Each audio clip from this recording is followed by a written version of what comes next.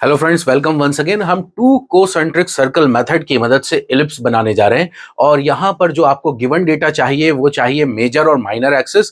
तो इस मेथड को करने के लिए एक क्वेश्चन डेमो के रूप में ले लेते हैं और क्वेश्चन ये जो कि ये कह रहा है, construct N ellipse by two concentric circle method given the major axis is 100 mm and minor axis is 60 mm। तो सबसे पहला काम मेजर और माइनर एक्सिस ड्रॉ करते हैं।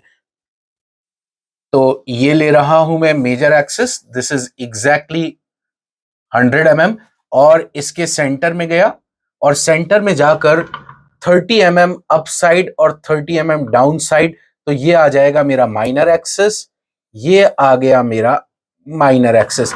मैं इसकी नेमिंग कर देता हूं, this is A, here we have B, this is C and this is D. अब हमको क्या करना है, हम निडल ऑफ कंपास सेंटर में रखेंगे और हाफ ऑफ माइनर एक्सिस लेकर एक सर्कल बना देंगे और half of major axis radius लेकर एक सर्कल बना देंगे। मतलब हमें दो सर्कल बनाना है जिनका डायामीटर मेजर एक्सिस और माइनर एक्सिस होना चाहिए और दोनों का सेंटर जो है वो सेम होना चाहिए, जब ही इसको कोसेंट्रिक सर्कल मेथड कहा जाता है। तो चलिए सबसे पहले सर्कल बनाते हैं। मैंने एक कंपास लिया और हाफ ऑफ मेजर एक्सिस मैं मेजर कर लेता हूं, this is the half of major axis as a radius और मैं सर्कल बना देता हूं यहां पर।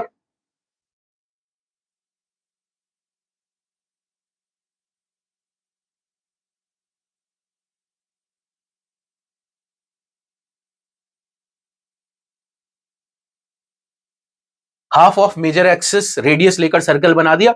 अब हाफ ऑफ माइनर एक्सिस लेता हूं, that means from centre to C.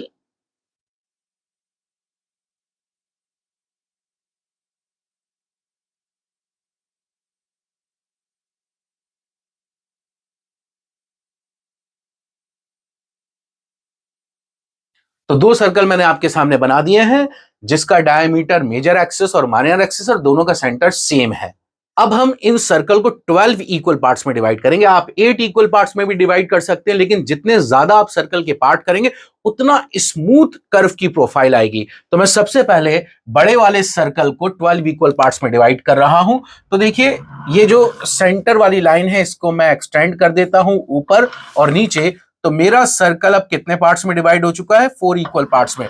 Drafter के बड़े स्केल को 30 डिग्री नीचे लेकर आता हूं, सेंटर में लेकर जाता हूं और सेंटर में ले जाने के बाद एक लाइन ये ड्रॉ कर देता हूं। देखिए 12 इक्वल पार्ट्स कर रहे हैं। अब छोटे स्केल को सेंटर में रखा और ये मैंने डिवाइड कर दिया।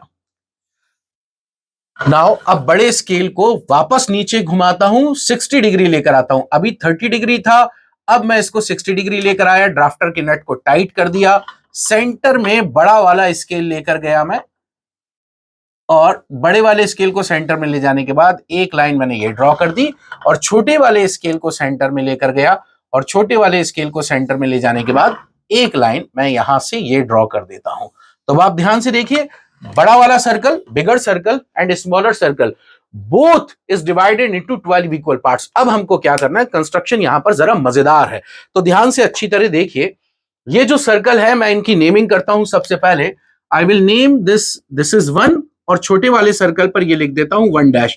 ठीक इसी तरह 2, this is 2 dash, 3 dash, 4 dash, 5 dash, this is 6 dash, 7 dash, 8 dash, ये रहा 9, ये 9 dash, this is 10 and 10 dash, this is 11, this is 11 dash, this is 12 and this is 12 dash। now इतना करने के बाद अब हम जो बड़ा वाला सर्कल है, बड़ा वाला सर्कल उससे वर्टिकल लाइन मिलाएंगे। ध्यान रखें, ड्राफ्टर 0 पे टाइट है और इस छोटे वाले स्केल को मैं 1 पे लेकर गया। जैसे ही मैं इसको 1 पे लेकर जाऊंगा तो देखो ये 11 से अपने आप मिलेगा।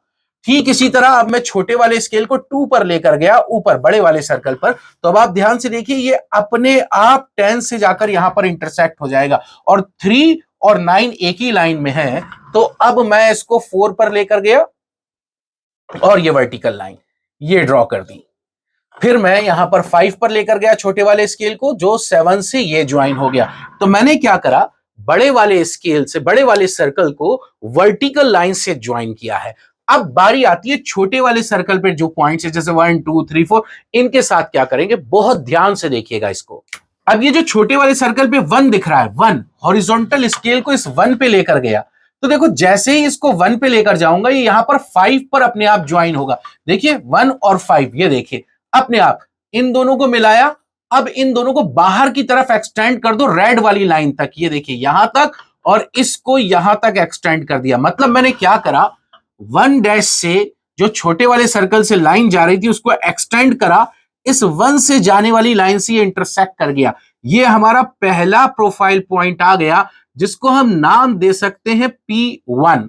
उम्मीद करता हूं समझ में आया होगा। ठीक इसी तरह अगला P2 P3 P4, तो ये जो आ जाएगा इसको मैं नाम दे देता हूं क्या, P5।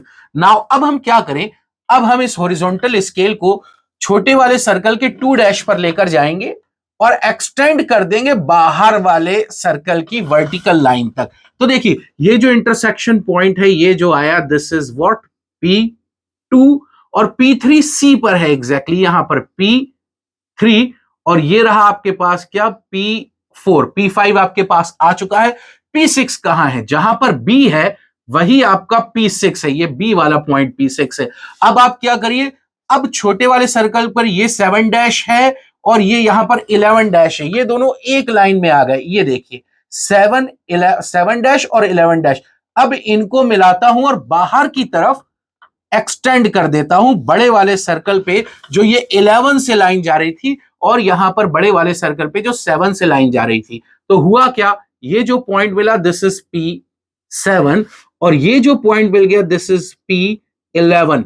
नाउ अब 10 और 8 को, जब मैं 10 और 8 को मिलाता हूं और बाहर की तरफ एक्सटेंड कर देता हूं, तो ध्यान से देखिए ये जो पॉइंट आपके पास आ गया, this is what, this is nothing, P10, और ये रहा आपके पास क्या, P8, एंड फाइनली यहां पर है मेरे पास P9। आप देखिए सारे प्रोफाइल पॉइंट आपके पास आ चुके हैं। अब हमें करना क्या है, सिर्फ इन प्रोफाइल पॉइंट्स को ज्वाइन करना और खूबसूरत इलिप्स बनाना है। तो चलिए पॉइंट्स को ज्वाइन करते हैं और खूबसूरत इलिप्स बनाते हैं। देखिए this is 12th point, P12, P1, P2, P3, P4, P5, P6, P7, P8, P9, P10, P11, and here we have P12। इन सभी को ज्वाइन करना है।